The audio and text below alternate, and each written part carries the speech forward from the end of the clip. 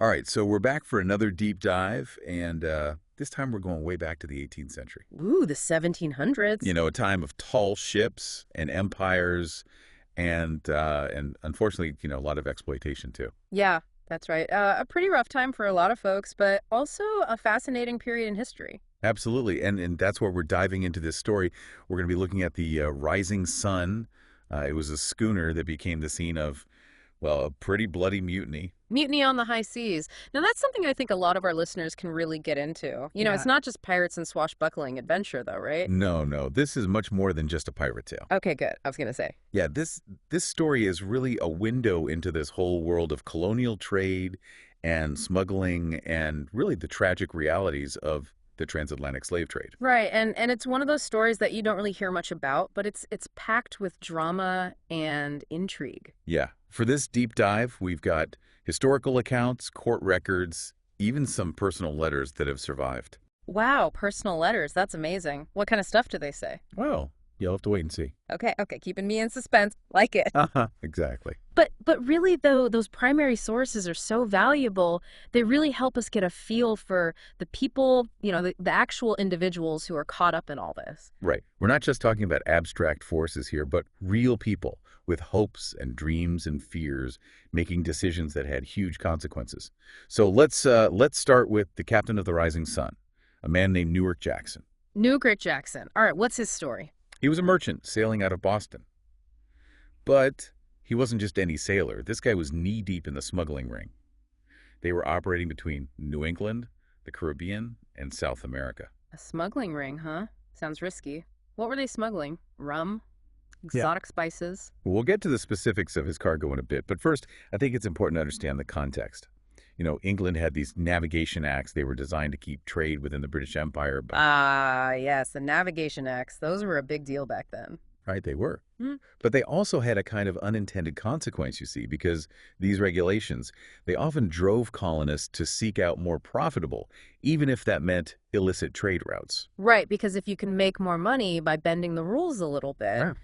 well, some people are going to do it. So is that what Jackson was doing? Was he just a rule breaker trying to get rich? Well, that's one way to look at it. He was definitely a shrewd businessman, always looking for an advantage.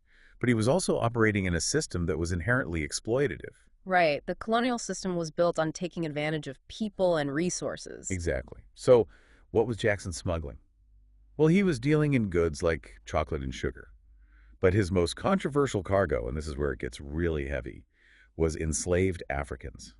Ah, so he was part of the transatlantic slave trade. That's a dark chapter in history. It is. He was part of a network that traded these goods in Suriname. It was a Dutch colony in South America. And then they'd use those profits to purchase enslaved people in Barbados. So basically, he was exploiting a system built on human misery for his own financial gain. It's hard to sugarcoat it. That's exactly what he was doing. And it was a system that thrived in the shadows, fueled by greed and, a willingness to overlook the human cost. It's a good reminder that history is often messy and complicated.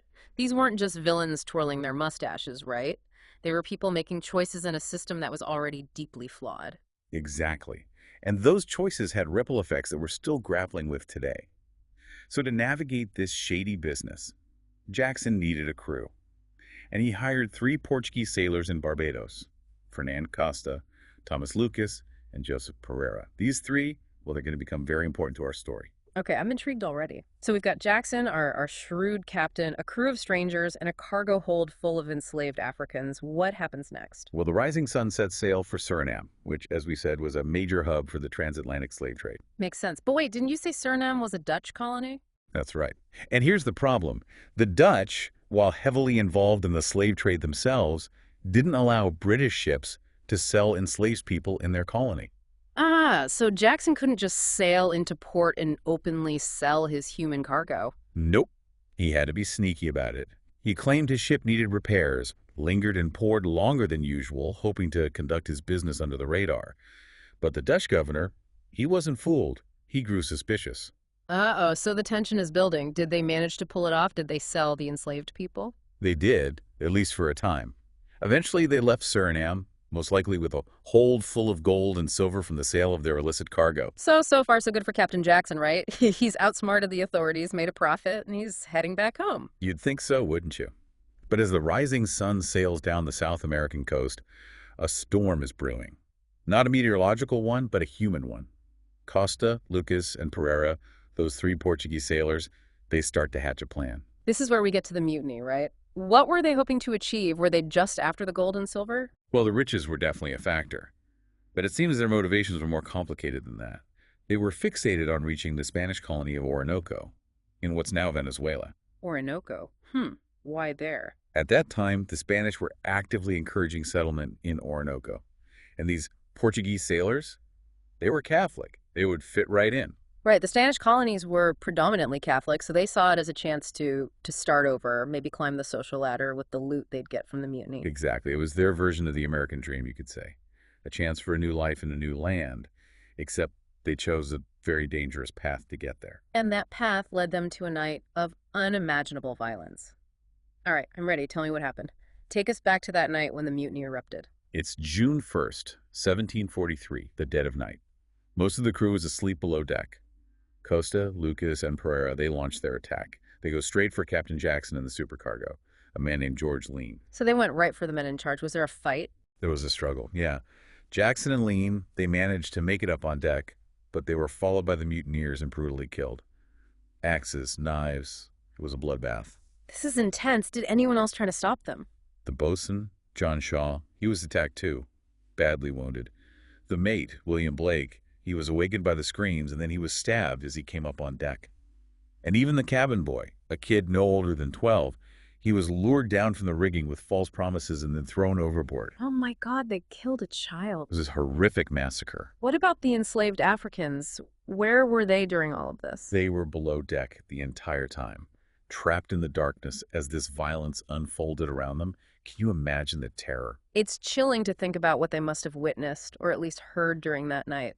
Trapped, terrified, and completely at the mercy of these men. It's just a stark reminder that they were, to the mutineers anyway, they were just cargo. Their lives completely disregarded amidst this power struggle. It's a powerful reminder that history isn't just about the actions of those in power, it's also about the experiences of those who are often marginalized and forgotten. Absolutely. And the story of the rising sun really highlights how interconnected those experiences were, you know? The fates of the mutineers, the surviving crew, and the enslaved Africans, all intertwined. So what happens next? The mutineers have the ship. What do? Well, that's where their plan hits a snag. Because while they might have been skilled sailors, they lacked the navigational expertise to actually reach Orinoco. So they're in control of a ship they can't sail. Seems like a pretty big oversight. Yeah, they were desperate. They needed someone to guide them.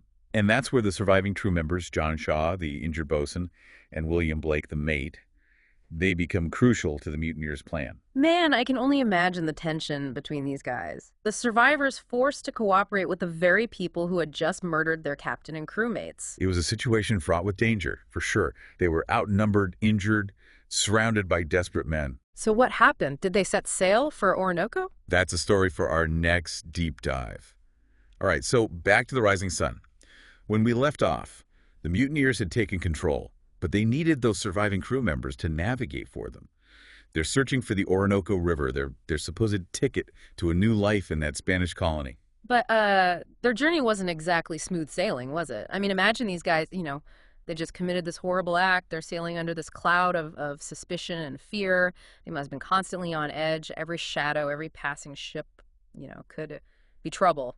And all the while, the enslaved Africans are still below deck. Mm-hmm. What was their experience like, during this whole uncertain journey? Their situation was, it was really harrowing. Imagine the terror they must have felt, trapped in the hold of a ship, knowing that the men who just murdered their captors were now in control. They had no idea what their fate would be. Would they be sold again, abandoned, or maybe even killed? It's just another reminder of how little control they had over their own lives, just completely at the mercy of others. Their destinies decided by merchants and captains, motivated by profit. It's a tragic reality, and it's easy to overlook their perspective in all of this, But their silence in the historical record it's deafening. We can only speculate about what they were thinking, feeling, hoping for, but their presence on that ship, their silent witness to these events, It compels us to at least try to consider their perspective. It's a good point. It's easy to focus on the big personalities, the dramatic events, but we have to remember that history is also about the lives of ordinary people, and especially those who are marginalized and often forgotten. Absolutely. And the story of the rising sun, it really highlights how interconnected all of these experiences were. Right. So let's get back to the mutineers. They're sailing south, desperately searching for the Orinoco River. What happens next? Well, after about 5 grueling days at sea, they finally spot what they believe to be the mouth of the Orinoco. They're looking for this massive river delta, a gateway to their promised land. I can imagine their relief, thinking they had finally reached their destination. Hmm. But you have to remember, these guys, they weren't experienced navigators. And that's where they made a fatal mistake. The river they entered, it wasn't the Orinoco, it was another river entirely, and it was leading them deeper into Dutch territory. Uh-oh, so instead of finding freedom, they were sailing right back into the hands of the authorities. It was a cruel twist of fate. And to make matters worse for the mutineers, John Shaw, the boatswain, remember, he was fluent in Dutch, and he saw an opportunity. I bet he did. He must have been waiting for the chance to turn the tables on his captors. Absolutely. As they approached a Dutch outpost, Shaw seized his moment. He revealed the mutiny to the Dutch authorities. Wow, what a dramatic turn of events. What was the mutineers' reaction? They were completely caught off guard. Their plan, it was unraveling before their eyes, so they tried to escape. I can just imagine the chaos on board, everyone scrambling to get away. It must have been total pandemonium. Shaw even jumped overboard and swam ashore to alert the Dutch soldiers. That's incredibly brave. He was taking a huge risk if they had caught him. Yeah, it could have been the end for him. But luckily, he made it. And in all the chaos, the rising sun ran aground. Their journey was over. So the mutiny's over. What happens to the mutineers? Were they all captured? 2 of them were, Costa and Lucas. The Dutch authorities apprehended them pretty quickly, but Pereira, he managed to get away. He disappeared into the South American jungle. A man on the run. Did they ever find him? He managed to evade capture for a while, but ultimately he took his own life rather than face the consequences. A tragic end to his story. It really does speak to the heavy psychological toll of what they did. So Costa and Lucas, they're captured. They're taken back to Paramaribo to stand trial. What kind of justice awaited them there? I imagine, back in the 18th century, justice was pretty swift and harsh. Yeah, you're not wrong about that. But it's important to remember that their justice system, it wasn't just about punishment. It was also about sending a message, about maintaining order. The mutiny, it challenged the whole social hierarchy, which was based on the belief that those in power had an absolute right to command and control. So it wasn't just about the crime itself, but about the threat it posed to their authority. Exactly. A mutiny, especially one that ended with the murder of the captain, that couldn't be tolerated. It sent a dangerous message, one that could potentially undermine the entire colonial system. So what about the trial itself? Did they plead their case? Did they have any chance of leniency? The trial itself is really interesting. Their guilt, it was never really in question. The focus was on getting them to confess, to publicly acknowledge their wrongdoing. It was a way for the Dutch East India Company to reassert their authority and to discourage any future rebellions. So it was more about making an example of them. Yeah, it was a show of force. They meticulously followed their legal procedures, focusing on the crime of murder rather than the mutiny itself. Why the focus on the murder? Well, because murder was seen as this violation of the sanctity of life, a concept that was central to European legal and moral codes. And by emphasizing this aspect of the crime, they could present the mutineers not just as rebels, but as criminals who deserved the harshest punishment. It was a way to appeal to a shared sense of morality, you could say. Interesting. So what was their sentence? Death by hanging. It was actually much more gruesome than that. They were publicly executed right there on the deck of the Rising Sun. On the ship itself. Yeah. Their punishment was meant to be a spectacle, a warning to anyone else who might even think about doing something similar. I can only imagine. What exactly happened? They were essentially crucified on the front mast of the ship. Their bodies were pierced with these hot iron pokers, and then they were taken down and suspended by large iron hooks that were driven through their rib cages, and they were left to hang there for 24 hours. That's brutal. It's hard to even comprehend that level of cruelty. It's a reminder that our sense of justice, of what's considered acceptable punishment, it's evolved a lot over time. Definitely. So the mutineers are dead. What about the other players in this tragedy? What happened to the enslaved Africans? Well, that's the question that continues to haunt this whole story. The mutineers met a very dramatic and public end, but the fate of the enslaved Africans, it's shrouded in ambiguity. Their story is a story of silence. Voices lost to history. And it's a story that deserves to be heard. We'll delve into their fate when we come back. All right, so we're back, and we've been talking about the Rising Sun, this story of mutiny and really brutal violence. But there's another side to this story, one that's often silenced in the historical records. Right, the story of the enslaved Africans who were on board the ship. Exactly. And it's a story that's, well, it's difficult to piece together Yeah. because their voices are largely absent from those official accounts. It really highlights how they were seen at the time, as property, basically, just like the ship itself. Their experiences, their lives, they're just kind of relegated to the footnotes. So how do we even begin to understand what they went through? What clues do we have? Well, we have to look beyond the official records, dig a little deeper, examine those fragments of information that we do have. We know that after the mutiny, they were held at that Dutch outpost, and then they were transported back to Paramaribo along with those captured mutineers. And they were most likely kept in a holding area for enslaved people, just waiting for their fate to be decided. Can you imagine that? Yeah. You do the uncertainty, the fear.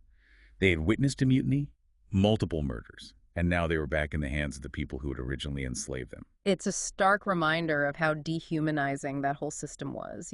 Their lives were just completely at the mercy of others. So do we know anything about what happened to them after they were returned to Barbados?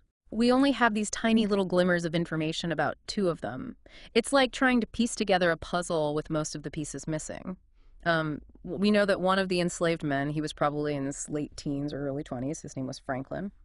And records show that he was later sold by Captain Jackson's widow, probably as part of settling her husband's estate. So even in death, he was still profiting from the exploitation of others. It's a tragic reality. And then there's this brief mention of a young girl. She was sent from Barbados to Salem, Massachusetts by one of the merchants who was involved in the voyage. And she was meant to work as a house servant for a family there, but she died shortly after arriving. Just a child shipped across the ocean, only to meet such a sad end. It makes you wonder about the other 13. What were their names? What happened to them? Did any of them ever find some semblance of peace or happiness after surviving something so horrific? Those are questions that we might never have the answers to. They're like the stories of so many others who were caught in the web of the transatlantic slave trade, largely untold. But even without knowing all the details, their presence on that ship, their silent witness to the violence and chaos, it forces us to really confront the human cost of this dark chapter in history. Yeah, it's a challenge for us as we try to understand the past to remember that history is not just about dates and battles and these powerful men making decisions. It's about individual lives, hopes, dreams, and tragedies. And so often, those who suffered the most are the ones whose voices we lose to time. It's our responsibility then to try to listen for those echoes, right? To piece together those fragments and to honor their memory by acknowledging the full weight of their experience. The story of the Rising Sun is a stark reminder of just how complex the past can be. A story of ambition, desperation, and those brutal realities of that transatlantic slave trade. It's a story that challenges us to think about the perspectives of those who are so often left out of the history books. And to remember that even in those darkest chapters, there were individuals who endured, who resisted, and who, against all odds, tried to carve out a life for themselves. And it's a story that reminds us that there's still so much we don't know. There are countless stories waiting to be uncovered, voices waiting to be heard. So keep exploring, keep questioning, keep diving deep into the past, because it's by understanding where we came from that we can better understand who we are and the world we live in today. Thanks for joining us on this journey back in time. Until next time, keep those curiosity flags flying.